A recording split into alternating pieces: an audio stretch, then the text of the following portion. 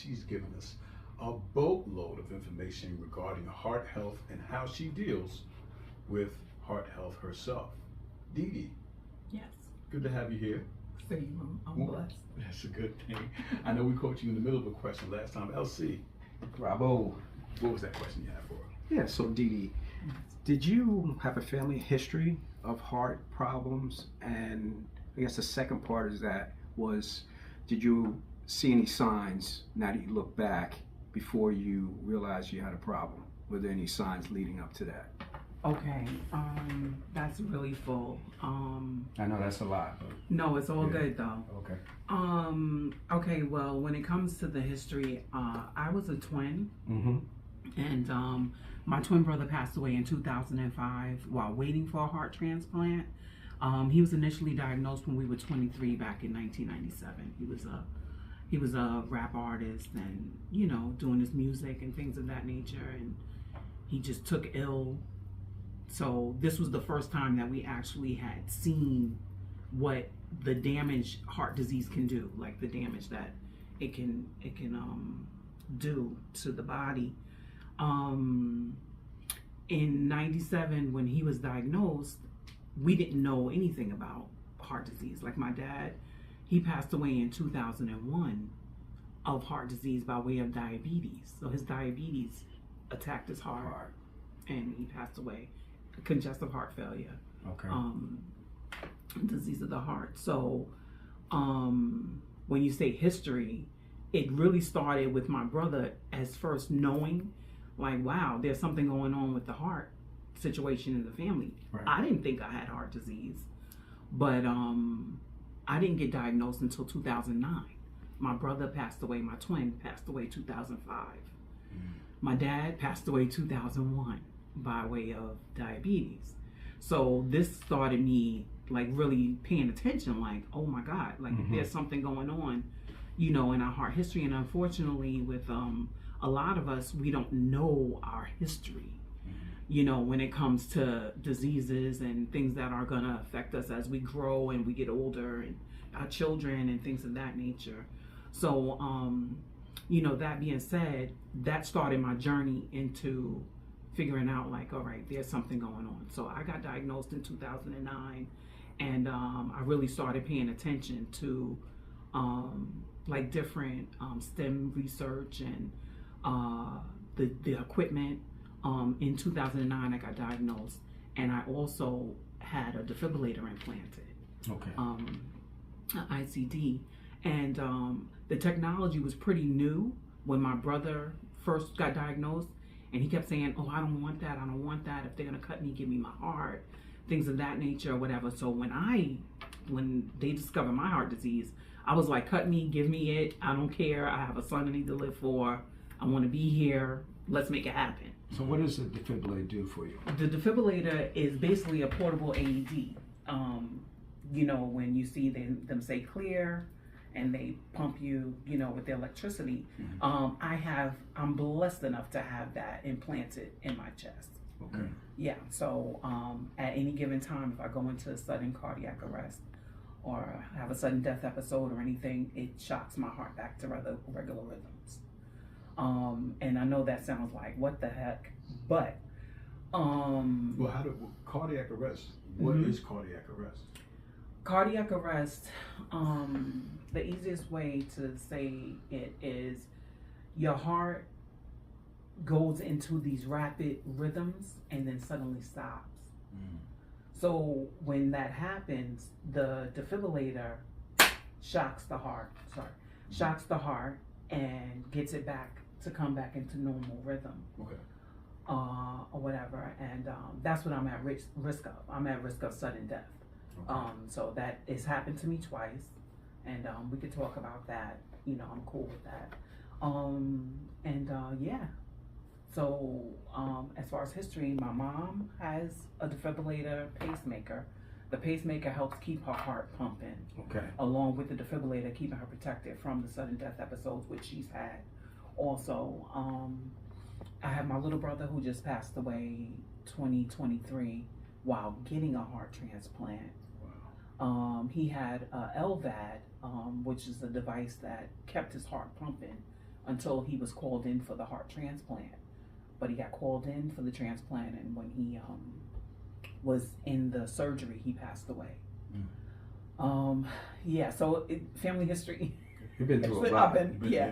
I've been through it, yeah. And but like I said, God is good. I'm still here to be able to share my story and, hopefully take the fear away from someone that may have a diagnosis or realize like they need a device or whatever. Like, you can have a good life.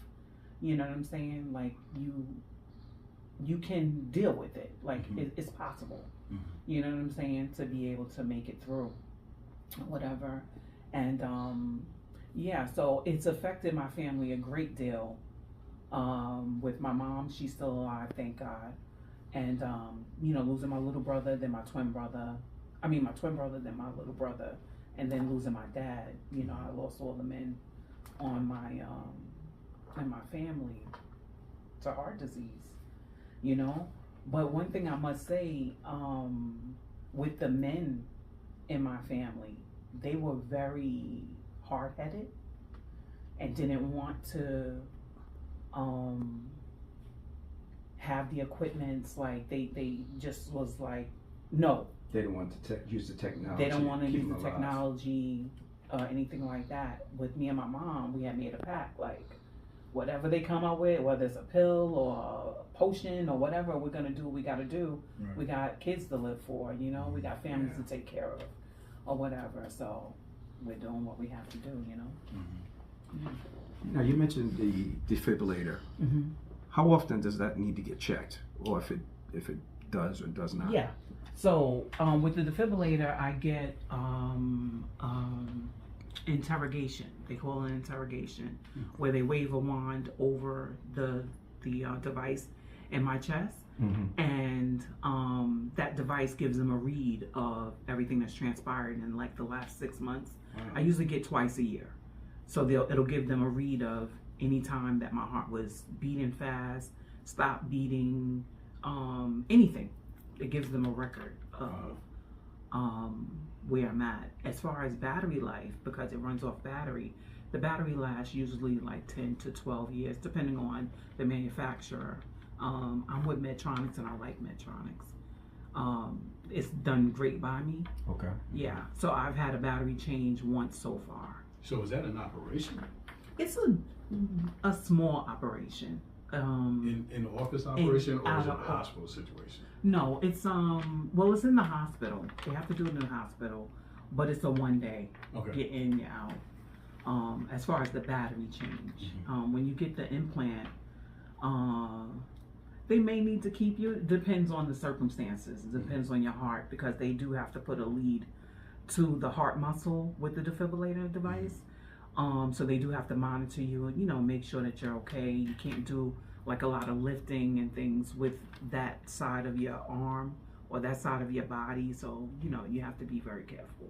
Now, does that stop you as far as exercising and stuff like that? No, once I'm healed, I'm okay. Like, yeah, once it's embedded and you've given it that time to heal, you could pretty much do anything. I call myself bionic. There you go. Yeah. I know, that's it.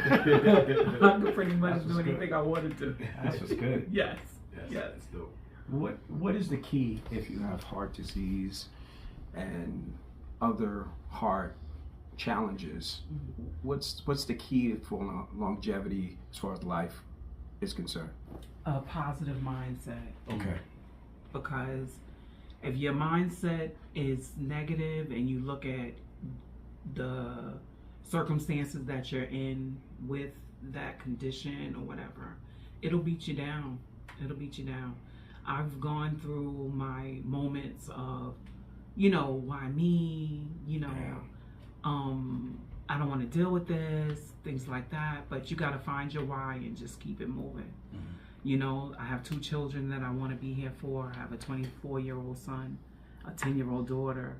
I want to be alive for them. So I do what I have to do. And it gets frustrating. It gets frustrating managing pills and doctor's appointments and, being mindful of how you eat, what you eat, and, things like that. But if you, attach yourself to your why and focus on a positive mindset and with support of, good family and friends, you'll be okay. Now, you have mentioned medication. Mm-hmm. How much medication do you actually take? Okay, so I take about 16 pills a day. A couple of the medications I take twice a day, so it's not 16 different medications because I take a couple of them at 2 different times, in the morning and at night. The medications that I take are very good, like the regimen, the cocktail I call it. Mm-hmm. The cocktail that I'm on has kept me out of the hospital, and that's the goal, to not have a lot of hospitalizations with having, heart disease, especially my heart disease. Like, I think that I've done very well in managing myself, because it's a lot. I'm dealing with the ventricular tachycardia, I'm dealing with the congestive heart failure, I'm dealing with the cardiomyopathy. I also have another device. I also have another device that was implanted called the loop recorder. And the loop recorder is, it picks up afibrillation, which is another form of irregular rhythm, afibrillation, but they didn't find any afibrillation. So thank God for that. I have the device. If they need to, do any research on it or whatever, it's there, but I haven't had an afibrillation, AFib, they call it, or whatever. But yeah, it's a lot. A strong As woman. you think about It's it, a lot, yeah. she puts her elbow up like what that. As I think about this, I'm like, wow. Like, I don't spend a lot of time sticking in the midst of it. Yes. Yeah, I hear you. I don't. I really try to spend more time just living and just, trying to be as happy as I possibly can, and just managing myself. I get frustrated now, especially when you got to remember prescriptions and, follow-up appointments and specialists and all this stuff. It gets frustrating, but for the most part, I'm still here, and my children bring me so much joy, especially my little girl. Like, she's just amazing, and she keeps me like, what heart disease? gotta go. That's good. So yeah, it's good. It's good. Now, you have mentioned that you have a daughter. I believe you had her when you were diagnosed with your heart challenges. Yes. So when I had my baby in 2013, I was initially diagnosed in 2009 with the cardiomyopathy and the ventricular tachycardia, and they had implanted the defibrillator. Everything happened in 2009. I got pregnant with my daughter in 2013, and when I had her, I developed the congestive heart failure, because like most women with giving birth, the child is feeding and nurturing off of their bodies.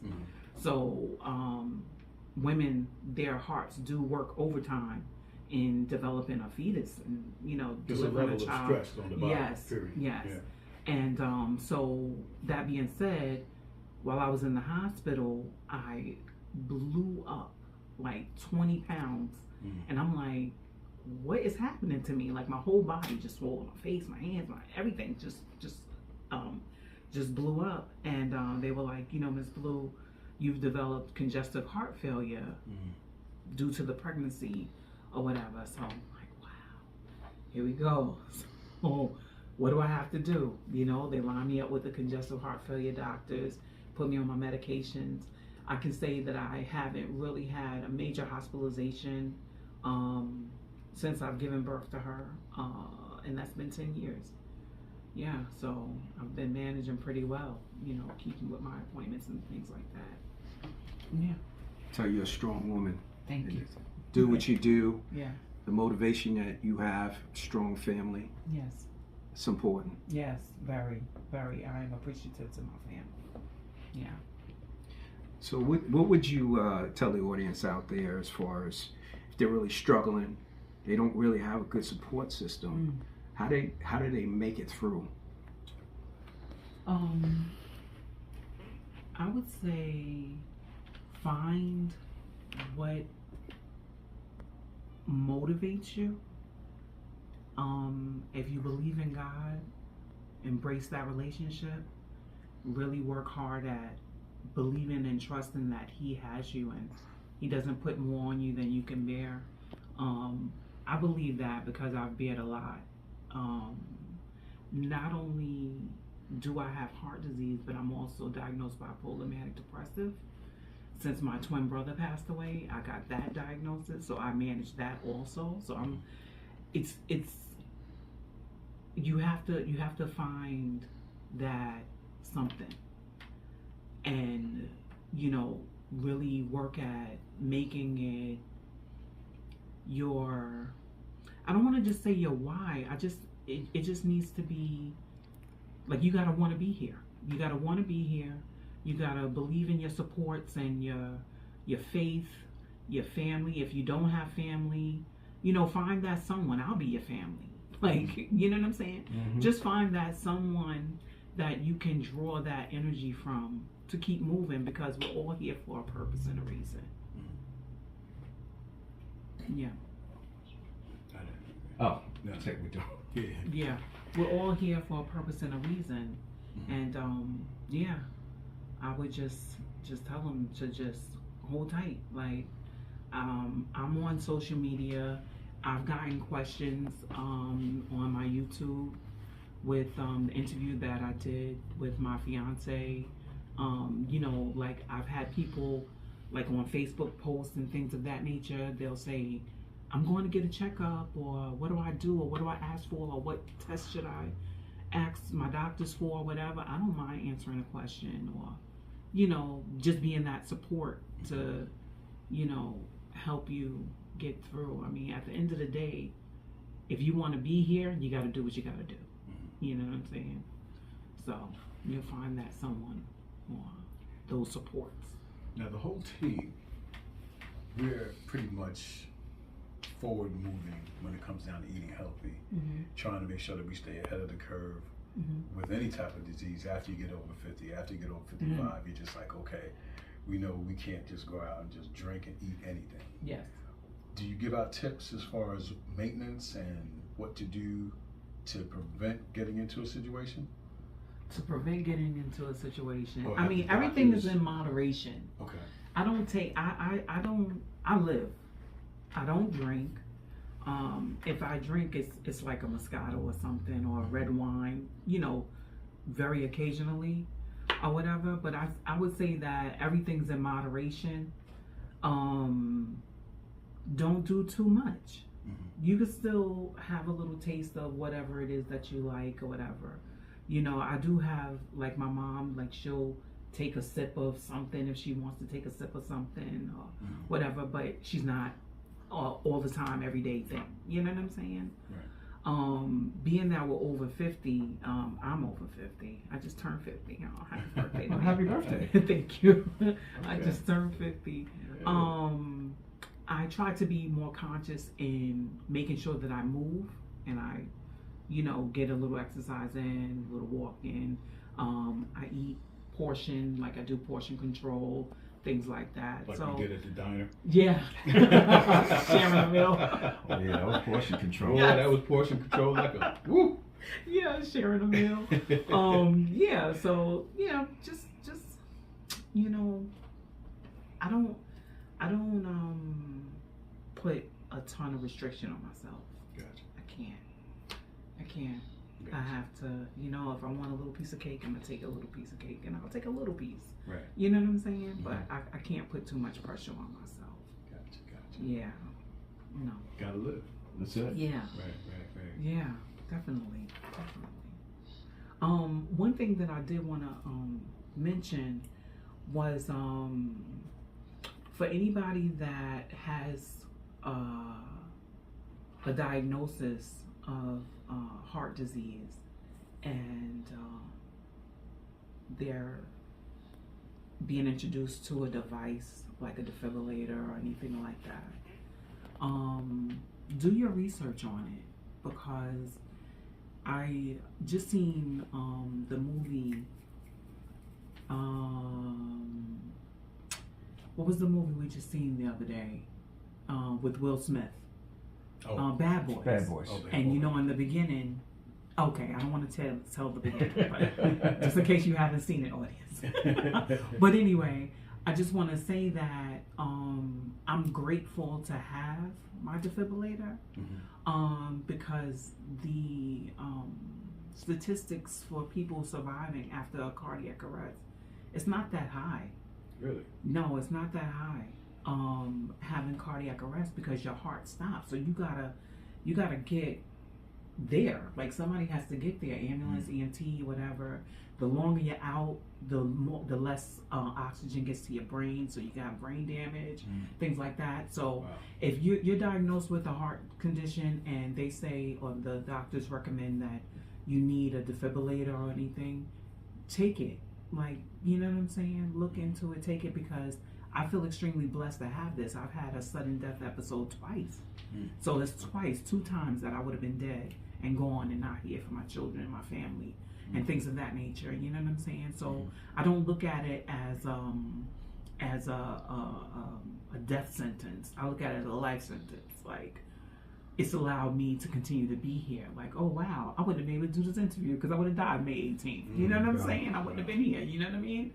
So yeah, anybody that, you know, has a diagnosis and they're afraid to get the equipment or whatever, technology has come a long way. You know, so, you know, put your faith in God, but listen to the doctors too, because they do know some things, you know, and it's allowed my life to be prolonged. And for that, I'm appreciative to whoever came up with the technology. Absolutely. Right. Yes. That's what's up. Yep. So if the listeners want to reach out to you on via social media or email, how can they do that? My social media, I'm DeeDee Blue pretty much everywhere. Okay. DeeDee Blue. That's DEE? DEEDEE BLUE, YouTube, Facebook. On Instagram, I'm Blue Jewels, etc. Blue like the color. JEWELZ ETC. Okay. Blue Jewels, etc. And yeah, I'm around. All right. So people gonna be hitting you up. Okay. You ready? Nope. Are you a Long Island? Yes, I am. I'm a Long Island. We born don't and take raised. Long Island people on. You're not from Long Island. It's a problem. Yes. They can be cut short. Like, oh shit. I didn't even Long get to Island say raised. it. I'm here. I've been all over the island. I've been. I grew up in Roosevelt. CI. Then in my adult life, I lived in Left Rack City, Queens, for like about 10 years or whatever. So I've been all over the place. It's all People love. know me. Yeah. We still love you. Yes. I appreciate that. You sold us out in Queens, but I had to. I love Queens. Queens get the money. Yeah, I love Queens. We East of Queens. That's what we say. Okay. This is Okay. East East of of Queens. East of Queens, yeah. Yep. But we do want to thank you for joining the DJ Robbo show. Okay. It's been a pleasure having you here. Yes. And informing us and the listening audience, because like we said, it's something that people need to know and they need to be aware of their health. Yes. And you're bringing it. And that's why we want to uplift what you're doing, you and what you're doing, and shouting out your family for being behind you. Yeah. And we're happy that you're still here. Thank you. So thank God and Yes. thank you for coming. God on is board. awesome. Keep Yes. doing what you do. Thank Yeah. you. Cool. Thank you. All right. We want to get a drop from you, though. Okay. So, yo, Oh, what's my this is drop?